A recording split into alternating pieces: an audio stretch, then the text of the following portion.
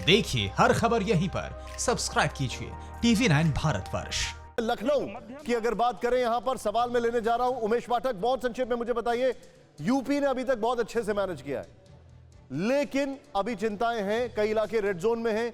क्या चल रहा है योगी जी के मन में, क्योंकि उन्होंने क्या बोला ये कल निकल के बाहर नहीं आया बहुत ज्यादा।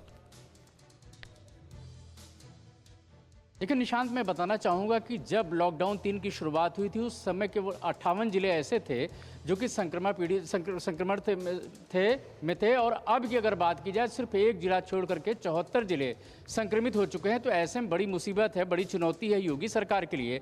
और जिस तरीके से रूपेश बता रहे थे, कमोबेश वही हालात यहाँ पर है। लगभग 20 लाख मजदूर यहाँ आने वाले हैं, 8 लाख मजदूर यहाँ पर आ चुके हैं, जिसमें 50 जो हैं वो संक्रमित निकले हैं। तो ऐसे में कहीं ना कहीं योगी सरकार भी इसको चुनौती मान रही है। और आपने देखा होगा MHA की जितनी गाइडलाइन आई थी उसमें बहुत कम ही रियायत दी थी योगी सरकार ने। और रूपेश, मैं आपको उमेश रोकूंगा यहां पर। सवाल नंबर 3 स्क्रीन पर चेंज हो रहा है, तुरंत सर्वे पॉइंट में चलेंगे। सवाल नंबर 3 जो हमारे सामने है, ध्यान से देखें आप। मॉल, सिनेमा हॉल, रेस्टोरेंट, दुकानें खोल देनी चाहिए। हाँ 20% कह रहे हैं, नहीं 79% कह रहे हैं, कह नहीं सकते 1%। 79% कह रहे हैं नहीं, यानी कि मॉल, सिनेमा हॉल और रेस्टोरेंट और दुकानें खोल देना चाहिए।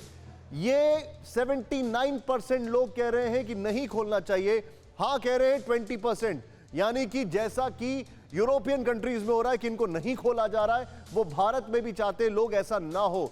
सीधे इस वक्त एक बड़ी खबर हमारे सामने आ रही है। कोरोना पर स्वास्थ्य मंत्री डॉक्टर हर्षवर्धन का राहत देने वाला बयान आया है।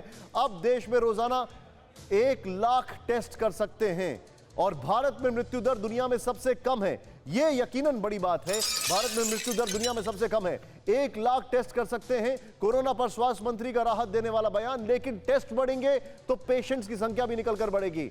अब देश में रोजाना 1 लाख टेस्ट कर सकते हैं। सीधे चलते हैं, मेरे सहयोगी अभी यहां पर मौजूद है, मेरे और सहयोगी दिनेश गौतम मेरे साथ हैं, जिनसे मैंने सवाल नहीं लिया। दिनेश, बहुत क्विकली मैं आपसे पूछना चाहूंगा, यहां पर टेस्ट करेंगे तो टेस्ट करने से आंकड़े भी बढ़ेंगे। अभी तक इंपैक्ट नहीं दिख रहा है। बहुत संक्षेप में, 25 मार्च को पहला लॉकडाउन, 657 संक्रमण। 15 अप्रैल को दूसरा, 12,371। 4 मई को तीसरा, 46,000 के पार। और 12 मई को अगर बात की जाए तो अभी जब हम बात कर रहे हैं तो 71,000 का आंकड़ा है। क्या किया जाए? टेस्ट बढ़ाया जाए, लॉकडाउन बढ़ाया जाए, कैसे होगा समाधान?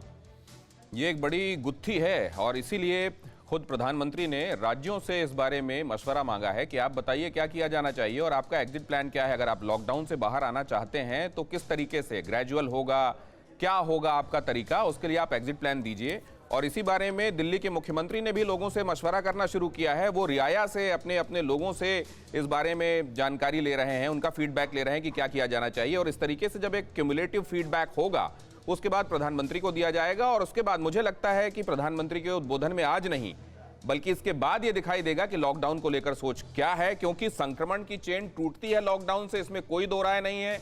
लेकिन इकोनॉमी को चलाए रखना है, लॉकडाउन इसमें बाधक है, यह भी अपने आप में स्थापित सत्य है। इसीलिए जिसको आप कह रहे हैं ये टाइट रोप वॉक है। तो देखना यह है कि अगर एक्सटेंड होता भी है, लॉकडाउन 4 आता भी है, तो उसमें किस तरीके की रियायतें मिलती हैं। Point noted.